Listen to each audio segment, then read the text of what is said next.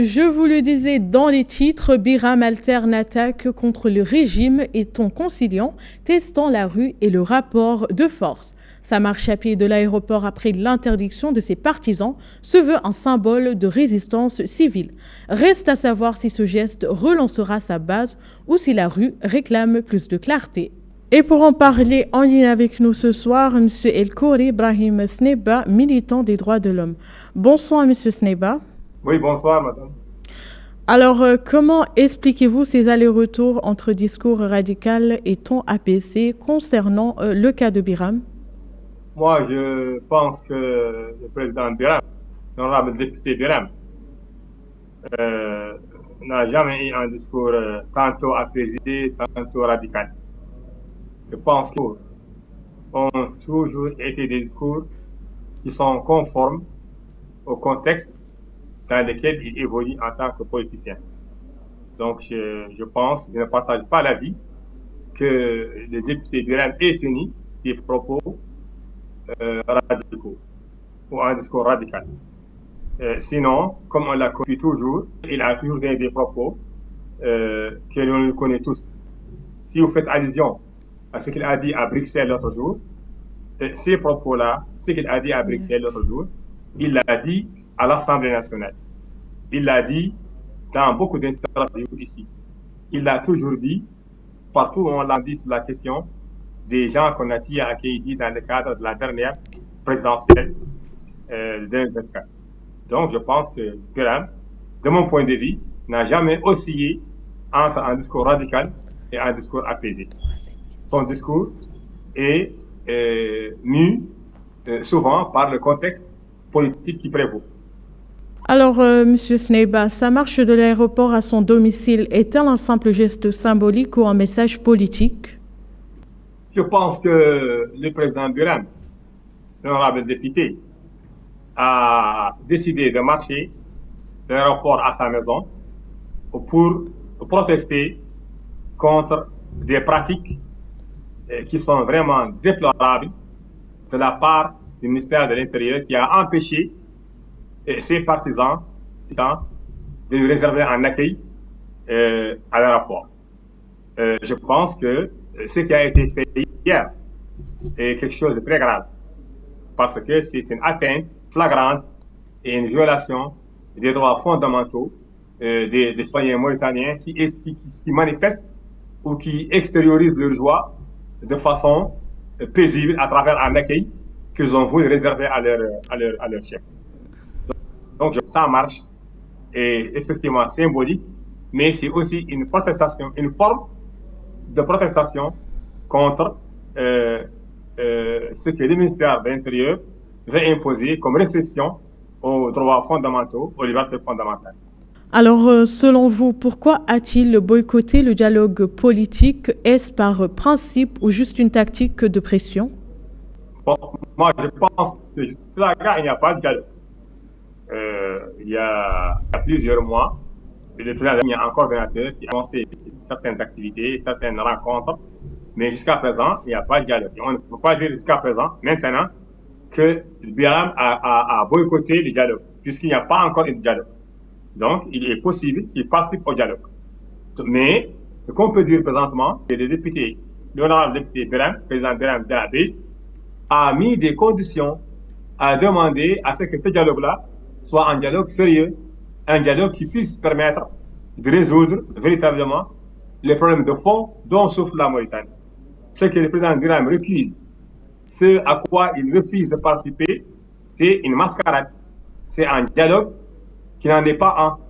Donc, jusqu'à présent, il n'a pas encore décidé de boycotter définitivement, mais il a posé des conditions, il a posé des préalables, il a demandé des garanties pour que ce dialogue-là soit un dialogue constructif, un dialogue qui puisse sortir de la Mauritanie des problèmes dans lesquels elle patauge depuis pratiquement 1978, depuis l'avènement de cette junte militaire qui continue à régenter les pays et à les gouverner. Alors, à votre avis, M. Sneba, ce boycott est-il cohérent avec sa critique du régime ou un manque d'influence interne? Non, je crois que, de mon point de vue, un homme politique de l'envergure de Biram un candidat présidentiel qui a été classé troisième pendant 3 présidentielles et qui vient la dernière fois de recueillir 218 000 voix, malgré tous les dysfonctionnements, malgré les fraudes, malgré les problèmes qu'il y a eu. C'est quelqu'un qui devient naturellement incontournable. N'en déplaise maintenant à tout le monde. C'est quelqu'un qui devient incontournable. Et il a le droit légitime de critiquer dont il n'est pas membre. C'est l'opposition. Biram représente aujourd'hui la véritable opposition. Et il critique le pouvoir.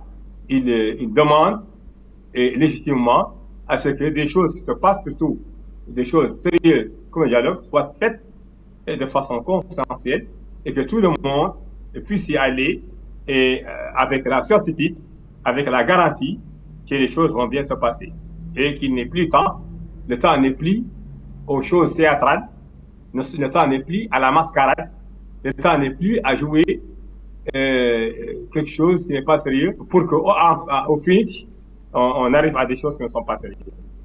Je pense que c'est dans ce cadre-là qu'il faut placer l'attitude des Biram vis-à-vis du dialogue. Alors, M. Sneba, le dialogue peut-il réussir sans sa participation? Difficilement. Je pense qu'il ne peut même pas commencer sans la participation des Biram. Pour la raison que j'ai évoquée tantôt. Aujourd'hui, qu'on aime Biram ou qu'on le déteste, il y a quand même une évidence, il y a une vérité qui s'impose d'elle-même.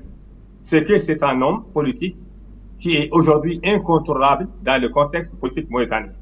Pour des raisons objectives. C'est parce que c'est un homme qui a réussi à engranger beaucoup de voix, beaucoup de milliers de voix de Mauritaniens qui adhèrent aujourd'hui à son discours. Et des Mauritaniens de toutes les ethnies, toutes les communautés. Donc, il devient un homme politique incontournable. Et sans lui, je pense que le dialogue n'a aucun sens. Et que le dialogue ne pourra pas être entamé. La preuve. Et pour finir, M. Sneba, pensez-vous que son absence crée un vide pour les électeurs qu'il prétend représenter? Je pense qu'il ne s'agit pas de prétention. Président Biram ne prétend pas présenter des électeurs. Il les représente effectivement. Et ça, c'est pas moi qui l'ai dit, ça, c'est les urnes qui l'ont dit.